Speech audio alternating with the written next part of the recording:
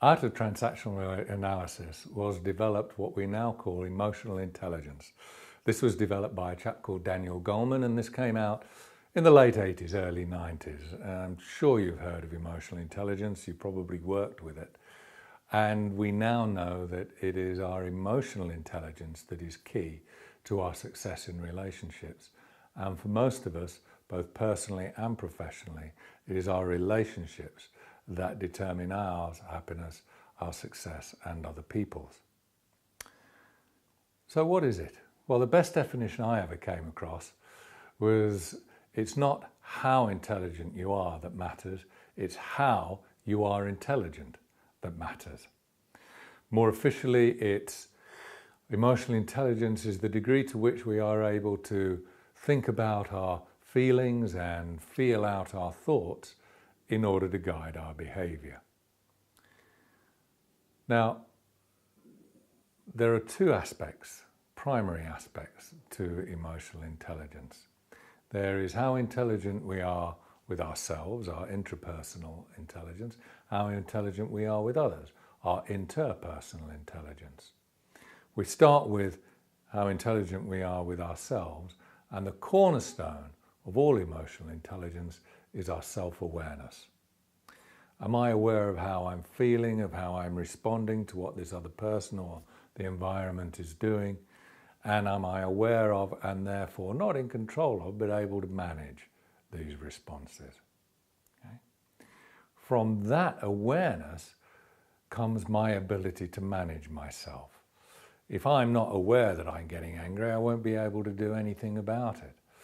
If I am aware, then I'm becoming angry, which is an aspect of fear. I can then take steps to modify that and to modify my behaviour, self-management. When we look at others, of course, there's aware of I am of myself, and then how aware I am of the other person or the people around me. If I'm not aware that they're getting bored or tense or angry, then I'm not going to be able to manage my interactions with them to be more positive and effective.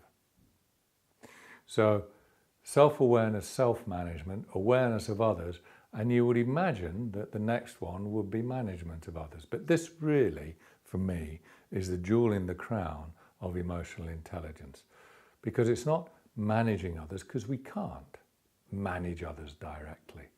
If I was to start to try and now manage you, and you picked up on that, what would be your response?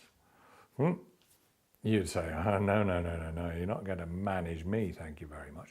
You would resist automatically, quite rightly so as well. So what emotional intelligence recognises is that it's not management of others. All I can manage is my relationship with you. If I manage my relationship with you, then it's up to you as to how you respond with that. I am not responsible for, nor can I determine the responses you have, because I do not live in your world. Simple as that. Okay. So this is the essential model for emotional intelligence. We won't go into that in any more detail, though there's more in the resources. But the question comes, so okay, I get this, and I've met people who have done emotional intelligence courses, but still when they come to me because they're still behaving how they don't want to behave in non-emotionally intelligent ways. So how do you do this? So this is where some recent work by Judith Glaser comes in. And she's developed this process called conversational intelligence. And for Judith Glaser,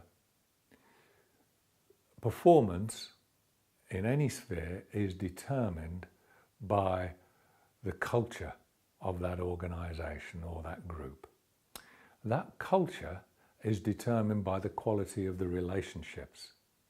And all relationships are created and determined by the conversations that people have.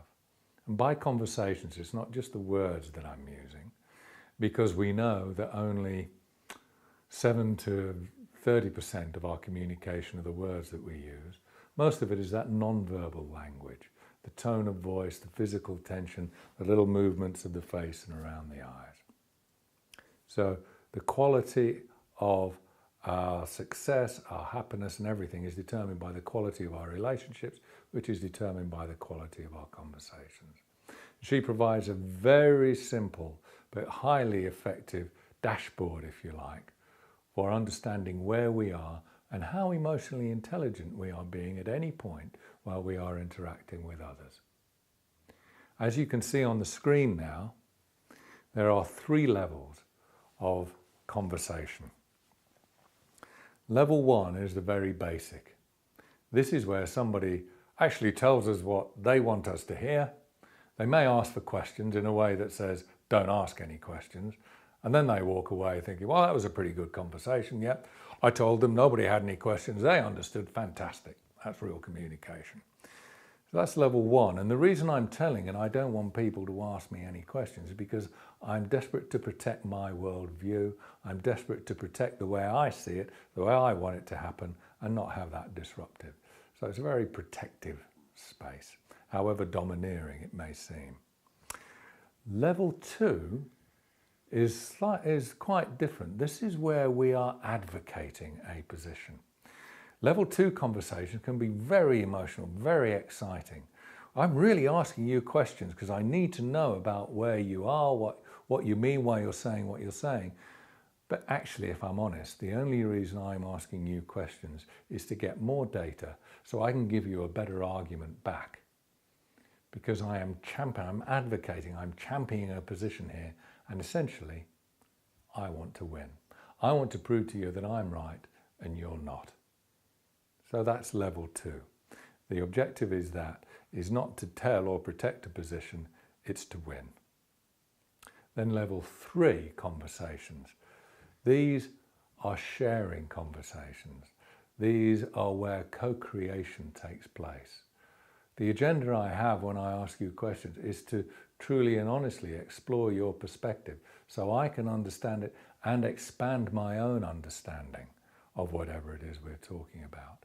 So the objective here is mutual growth, co-creation of under something new out of our different perspectives, creating that third synthesis, which is on a new and different level. So it's discovery, it's exploration, it's sharing, it's co-creation. So those are the 3 levels. And as you can see, if you're in level 1, you're probably in a state of distrust, which, as we know, is a state of fear. If you move to level 3, this is a state of trust. It's openness, it's transparent, there's no fear involved, and there's no danger or aggression. Now, if you think of the neurophysiology that we've touched upon elsewhere, level 1 is rooted very much in that protective, defensive, lower brain level. It's an amygdala response or an amygdala space just ready to go over the top from that reptile brain. If you think of level 2, this is the limbic system in play. This is that emotional self. It might be very exciting, but actually I really don't want to know what the other person, I just want to win and feel great about winning, and wasn't that great? So that's, if you like, the mammalian, the limbic system, the mammalian brain. Level 3, this real sharing, this adult to adult, this understanding, that is where I'm using my human brain. I'm not defensive. The reptile, my crocodile is quiet. The reptile brain is not defending anything. The mammalian, my emotional self, is calm and is focused on understanding the other person. So level 1 is fear and defensiveness. Level 2 is, if we're honest, self-excitement and winning, keeping our ego happy. And level 3 is real connection and flow. And finally, another way of looking at that is level 1 is child to parent. I'm telling you what to do from a defensive position. Level 2 is parent to child. I'm actually going to prove to you, although I'm very reasonable, that I'm right and you're wrong. And level 3 is a true adult to adult conversation and interaction. So using this simple dashboard, you're able to sense where you are. We're using your self-awareness of emotional intelligence in your interaction with another person or a group of people, and then modify it as accordingly so you can come back to a level 3 truly emotionally intelligent adult to adult position.